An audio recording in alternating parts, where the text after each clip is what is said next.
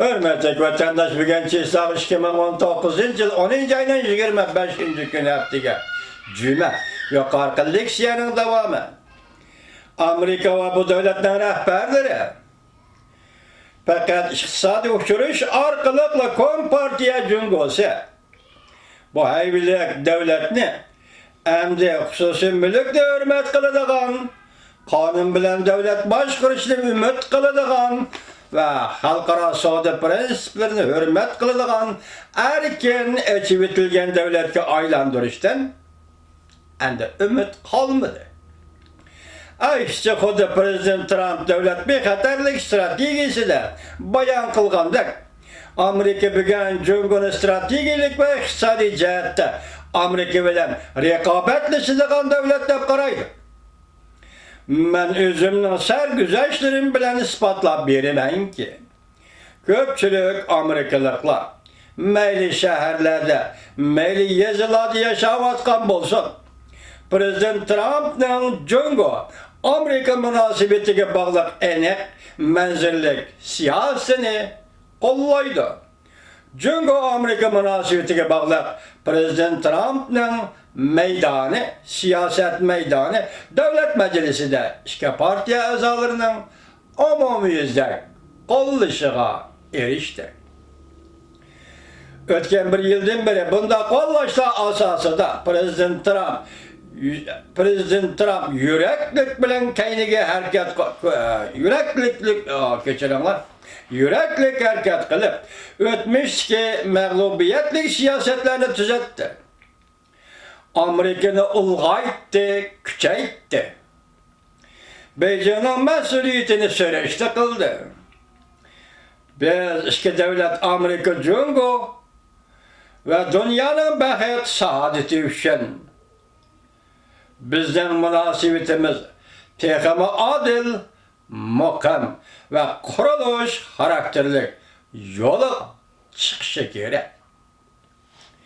Bizden hükümetimiz hizmetke düşkende Jungo dünya boyunca en çok iktisat gövdesiga aylangan idi.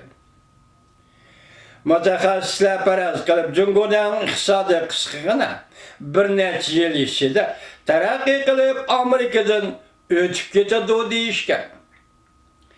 Lekin Prezident Trump cho'ng yuraklik bilan elib chiqqan iqtisodiy tartiblar barlab neresini o'zgartib etdi.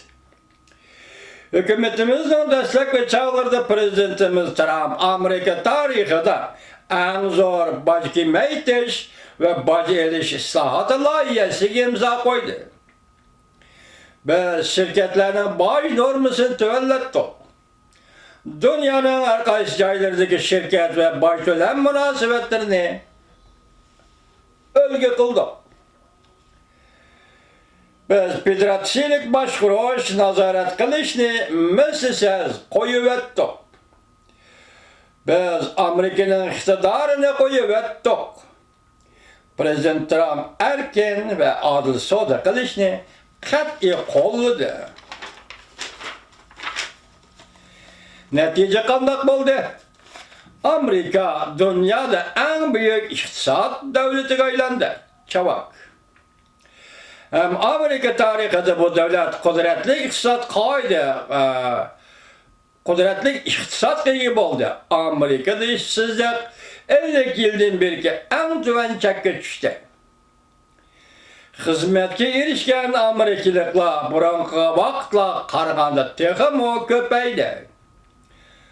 O'tgan 2,5 yil ichida Amerikada oila kerimi o'rta hisob bilan $5,000'dan oshdi. Prezident Trump'ın shundoq siyosati bo'lganlikdan bizning davlatimizning iqtisodi bir necha trillion dollar boylik yaratdi. Balki Jungoning iqtisodi davomli kaynida qoldi. Amerika ishchilariga odil raqobat muhiti yaratib berish uchun ularni axloqsiz savdo qiliqlarining ta'siridan xalos qilish uchun Prezident Trump 2018 yılı Jungo'dan import qilingan $250 milyar tovar mallarga Əsələr baş qoydu.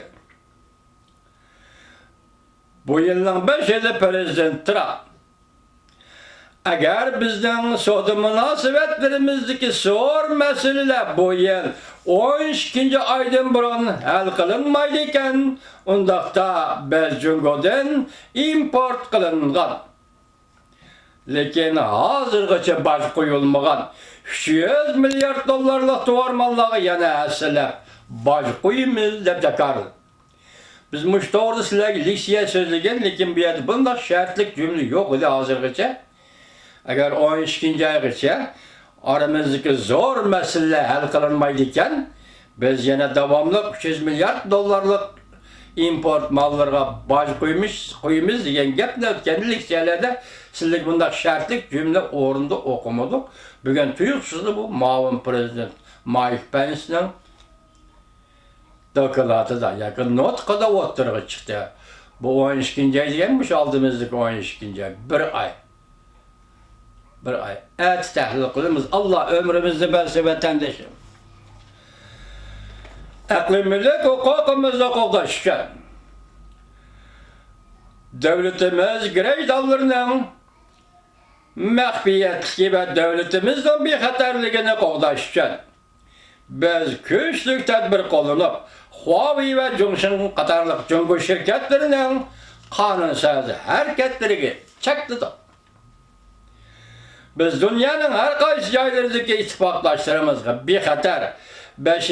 avlod internetni Jungo'ni tizginlashiga uchramaydigan eng sezgur aslahalar asosidagi sonliq ma'lumot asoslari qurilishiga haydakchilik qildik.